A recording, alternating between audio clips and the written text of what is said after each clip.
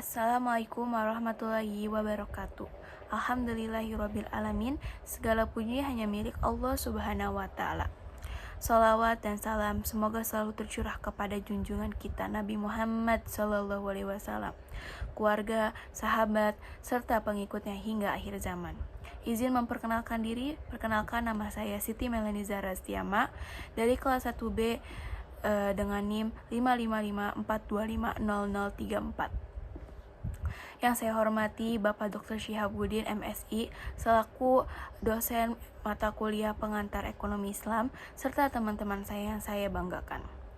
Hadirin yang dirahmati Allah, pada kesempatan kali ini izinkan saya menyampaikan sebuah ceramah mengenai ekonomi Islam. Ekonomi Islam itu adalah sebuah sistem ekonomi yang tidak hanya membahas soal keuntungan, tetapi juga mengutamakan keadilan, keberkahan, dan kemaslahatan umat. Ekonomi Islam bukan sekedar teori, melainkan sebuah cara hidup.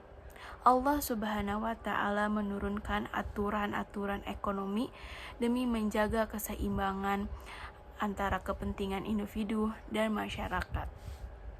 Berbeda dengan ekonomi kapitalis yang menekankan pada kebebasan tanpa batas, atau ekonomi sosialis yang meniadakan kepemilikan pribadi. Islam hadir sebagai jalan tengah, kebebasan yang terikat nilai moral dan syariah. Dalam Al-Quran, Allah berfirman dalam surat Al-Baqarah ayat 188, "Dan janganlah kamu memakan harta sesamamu dengan cara yang batil." Ayat ini menegaskan bahwa setiap aktivitas ekonomi harus bersih dari tipu daya dan kecurangan serta riba. Salah satu pilar ekonomi yaitu adalah larangan riba. Allah menegaskan bahwa riba merusak tatanan masyarakat karena membuat pihak yang kuat makin kuat, yang lemah makin tertindas. Sebaliknya, Islam menganjurkan yang namanya bagi hasil atau profit loss sharing. Seperti dalam akad, mudharabah, dan musyarakah, sistem ini mengajarkan keadilan karena keuntungan dibagi sesuai kesepakatan dan resiko ditanggung bersama. Ekonomi Islam juga mengajarkan bahwa harta bukan milik kita sepenuhnya. Ada hak orang lain dalam harta yang kita punya.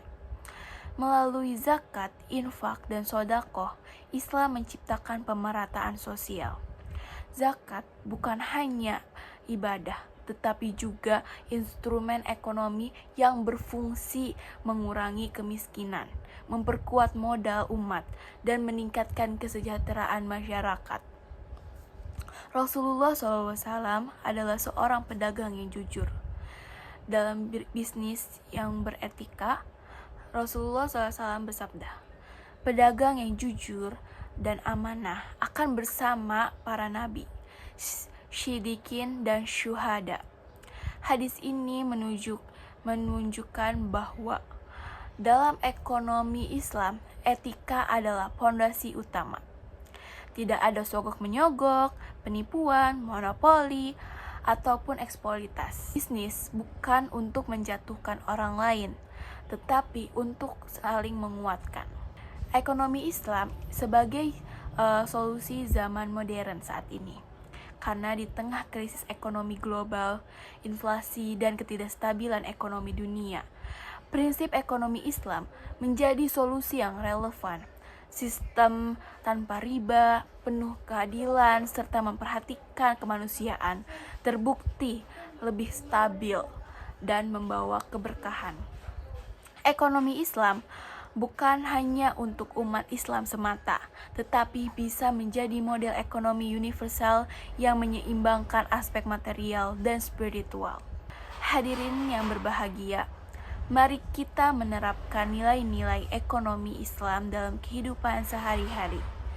Jujur dalam berdagang, menunaikan zakat, menjauhi riba, serta menjaga keberkahan dalam mencari rezeki. Semoga Allah memberikan kita rezeki yang halal, thayyib, dan penuh keberkahan. Amin ya robbal alamin. Begitulah ceramah singkat dari saya. Kurang lebihnya mohon maaf. Wassalamualaikum warahmatullahi wabarakatuh.